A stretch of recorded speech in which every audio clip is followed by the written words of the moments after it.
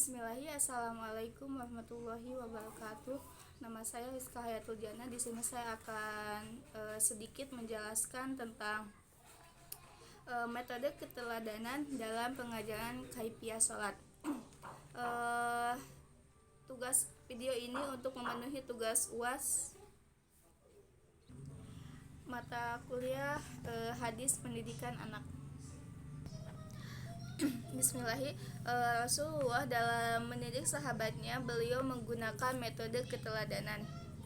Sehubungan dalam metode ini, banyak hadis yang ditemukan tentang kaifiah dalam sholat.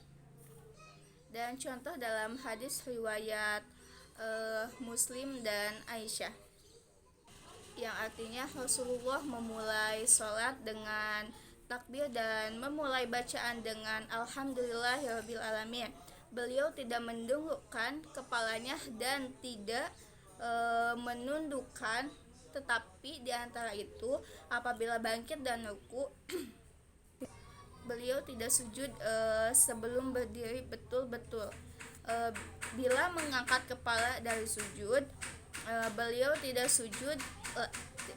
sujud lagi hingga duduk betul-betul.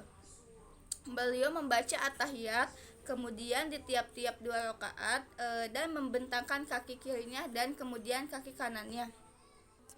Beliau melarang ukbah asyaiton secara duduk. Syaiton yaitu menghamparkan 2 telapak kaki dan seseorang membentangkan kedua lengannya sebagai bentang binatang buas. Selanjutnya di sini saya akan menjelaskan biografi periwayat hadis, yaitu Aisyah. Aisyah wafat pada Senin malam 17 Ramadan 58 Hijriah atau 13 Juli 678 Masehi. Tepat hari ini 1342 tahun silam. Saat melaksanakan sholat sunnah witir, beliau meninggal. Namun ada juga beberapa pendapat ulama yang mengatakan bahwa beliau wafat pada tahun 57 Hijriah atau usia 63 tahun dan demikian sekian bulan.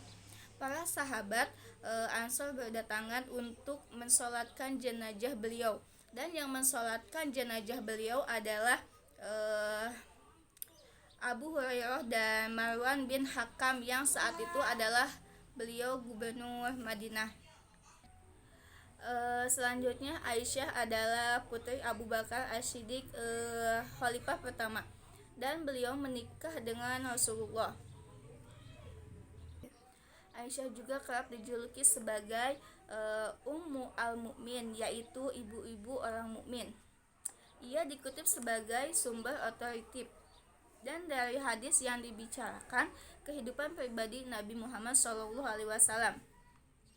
Ia adalah salah satu istri Nabi yang masih perawan.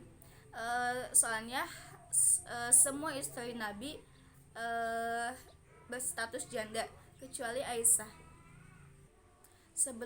Sebelum dengan Rasulullah menikah, ia sempat dijodohkan oleh ayahnya dengan Jubair bin Mukmin. Akan tetapi pernikahan itu batal. Kenapa? Karena perbedaan agama, dan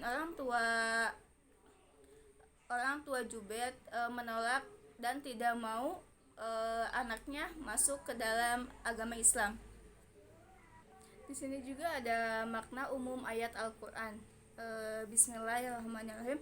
Laqad kana lakum fi Rasulillahi uswatun hasanah liman kana yarjullaha wal yaumal akhir wa zakarallahu katsiran, yang artinya sungguh telah ada pada diri Rasulullah itu suri tauladan yang baik bagi orang yang mengharapkan rahmat kepada Allah. Dari hari kiamat banyak yang mengingatkan kepada Allah. Demikian sedikit penjelasan dari saya. Wassalamualaikum warahmatullahi wabarakatuh.